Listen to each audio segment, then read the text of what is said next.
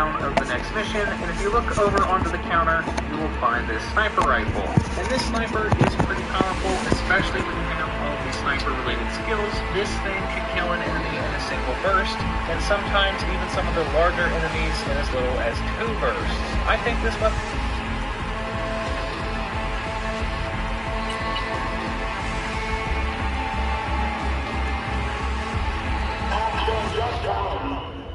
Hier spricht Beck.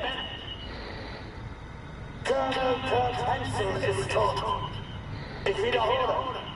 Kurt Hansen ist tot. Das ist ein schlimmer Tag hier in Dogtown.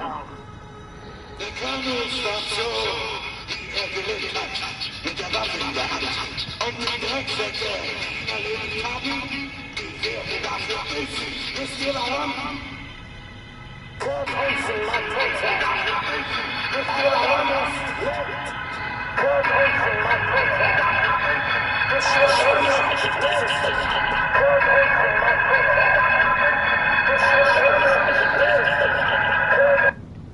CD Projekt Red is gearing up for the next Cyberpunk game known as Cyberpunk Orion. So in this video we're going to be going over the brand new updates in regard to this brand new sequel, as well as diving a little bit deeper into what Orion means in the Cyberpunk universe. So let's start off with the latest update from VGC.com. CD Projekt has provided an update on some new updates in regard to this brand new sequel, as well as diving a little bit deeper into what Orion means in the Cyberpunk universe. So let's start off with the latest update from VGC.com. CD Projekt has provided an update on Cyberpunk 2077 sequel plan.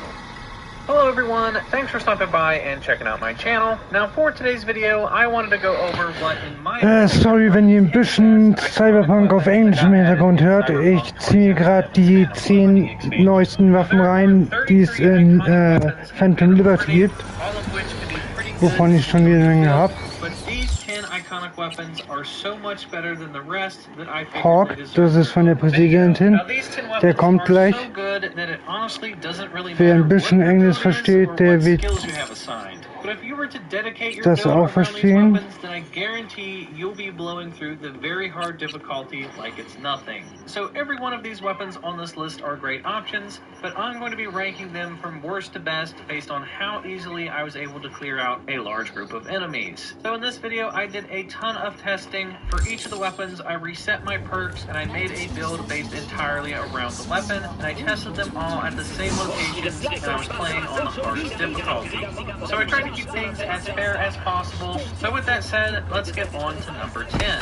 So for number 10, I have the brand new Order shotgun. Now you can get this shotgun at the new black market merchant that you can see as soon as you enter Dogtown for the very first time. And its iconic perk reads, charging this weapon above 66% vaporizes enemies in your path, leaving an EMP trail behind it. Only for the brave of heart and steel of nerves. It has a 50% headshot damage multiplier, a 100% armor penetration, and can shoot up to 14 projectiles. This shotgun has insane base damage without charging it, but if you were to charge it all the way, there are very few enemies that won't be instantly killed. Even the bigger mini-boss type enemies, the skulls above their heads, can only survive 2 to 3 fully charged shots. This shotgun is an absolute beast, and it hits like a truck, but I'm putting it at number 10 because of the insanely slow reload speed after each shot. That combined with the 3-second charge time can make it a bit an absolute. This shotgun has insane base damage without charging it, but if you were to charge it, nerves. It has a 50% headshot damage multiplier, art, and steel of nerve. Perk reads, charging this weapon above 66% vaporizes enemies first time, and it vaporizes enemies in your path, leaving an EMP trail behind it. And its iconic as soon as you enter Dogtown for the very first time. And its iconic perk reads, charging this weapon above 66% vaporizes enemies in your path, leaving an EMP trail behind it. Only for the brave of heart and steel of nerves. It has a 50% headshot damage multiplier, a 100% armor penetration, and can shoot up to 14 projectiles. This shotgun has insane base damage without charging it, but if you were to charge it all the way, there are very few enemies that won't be instantly killed. Even the bigger mini-boss type enemies, the skulls above their heads, can only survive 2 to 3 fully charged shots. This shotgun is an absolute beast, and it hits like a truck, but I'm putting it at number 10 because of the insanely slow reload speed after each shot. That combined with a 3-second charge time can make it a bit timely to clear out large numbers of enemies. Alright, so coming in at number 9 is the Hawk Assault Rifle that belonged to the Madam President. After you've helped the President escape and you progress über die Hawk, das Sturmgewehr. head back to the abandoned apartment building you were Ein hiding in. Muss auf jeden Fall. She left you her Hawk Rifle. Now what makes this rifle so good is his iconic perk, and it states that headshots temporarily weaken and mark enemies. In this weakened state, enemies move slower, cannot use abilities, deal less damage, and are more prone to losing their balance. It also has really good balance stats across the board and has some pretty good bonuses. So to showcase just how powerful this weapon is, let's use this mini boss for an example. If I try to shoot it with any random weapon, they're going to go full on Ultra Instinct and dodge everything I throw at them. But if I use the new Hawk Rifle, if you can manage to land a headshot, it will completely shut down the mini boss and they can no longer dodge and are pretty much thrown in place, thus letting you pick away their health while being completely defenseless. So this has been my Also wenn du gegen Miniboss kämpfst oder einen normalen Boss und der dort die ganze Zeit switcht von links nach rechts, wenn er mit der Nahkampfwaffe kämpft, du musst ihn nur einmal am Kopf treffen, dann ist er verlangsamt und dann machst du den kürzester Zeit Platz. Das ist mega, echt. Osprey. Headshots increase damage from hip firing, neutralizing multiple enemies increases the reload speed, and has a chance to apply burning. It also has a 200% headshot damage bonus and 50% armor verringert geringfügig das Bewegungstempo, wenn du den Abzug beim Schießen aus der Hüfte gedrückt hältst, kannst du vollautomatisch feuern. Feuert eine überwältigende Salve von Explosivmunition, Kopfschüsse erhöhen den Schaden beim Schießen aus der Hüfte. Das Neutralisieren mehrerer Gegner erhöht die Nachladegeschwindigkeit sowie die Chance auf Brennen. Das ist mega der Burner. 200% Schadensmultiplikator.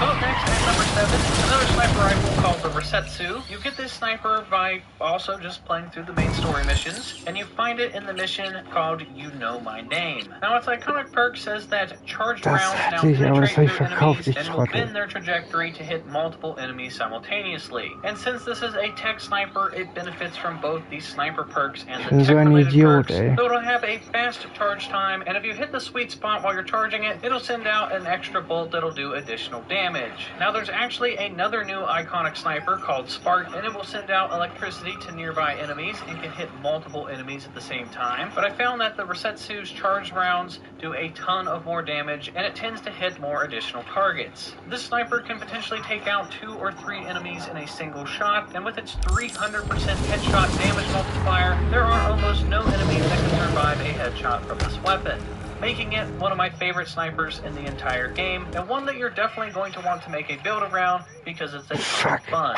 So coming in at number 6 is one of my new favorite revolvers, the Manzanella. It reads that headshots have a chance to apply poison. After entering combat, your stealth damage bonus remains momentarily active. So what this translates to is pretty much just insta-killing anything that you headshot. Now this revolver doesn't have a silencer, but you're going to want to treat it as if it does. I literally just crouch around taking out the enemies one by one before they even realize that I'm there. This revolver is basically a mini sniper rifle and has a pretty fast reload time, so clearing out enemies is a bit of a breeze. And if for some reason the first shot doesn't kill them, the additional poison damage that procs quite often will probably finish them off. Now you find this weapon by playing through the main story. Once Kurt Hansen is dealt with, you'll get a call from Mr. Hands for a new mission, and here he'll give you this new amazing weapon. So up next at number 5 is another new revolver called the Old Reliable. Now you get this weapon from an optional choice at the end of one of the new side missions called Shot by Both Sides, and at the end of the mission you'll have the choice of if you want to save the woman,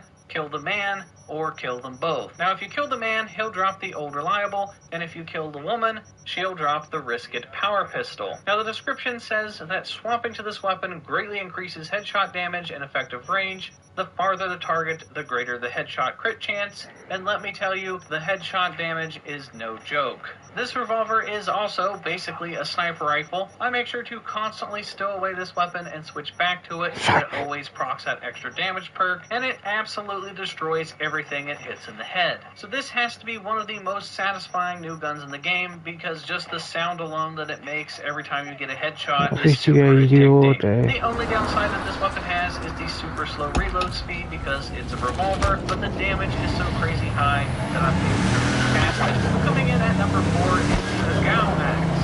And normally I'm not really into throwing weapons because I just hate the fact that if you miss, you're kind of screwed for a couple seconds before you wait for it to down. But this axe, I'm willing to make the exception. This axe has a 125% headshot bonus, and its perk reads that crit hits with throws emit a shockwave that can damage multiple enemies. So if you have a build based around throwing weapons, every time you get a headshot, it will automatically refund your axe, making this thing absolutely shred through groups of enemies. It will almost always one-shot kill to the head, and if it doesn't, you can always just immediately follow up with a finisher move. The shockwave damage is also really great at stunning enemies that are nearby, and to get this axe, just head over to this location on your map and clear out the increased criminal activity area and defeat the boss. And trust me, you're going to want to get this as soon as possible because it is a ton of fun. So moving on to number 3 is the Raiju SMG. Now, one of the reasons I love this weapon so much is that it has multiple firing modes. It can 3-round burst, it can shoot in full auto,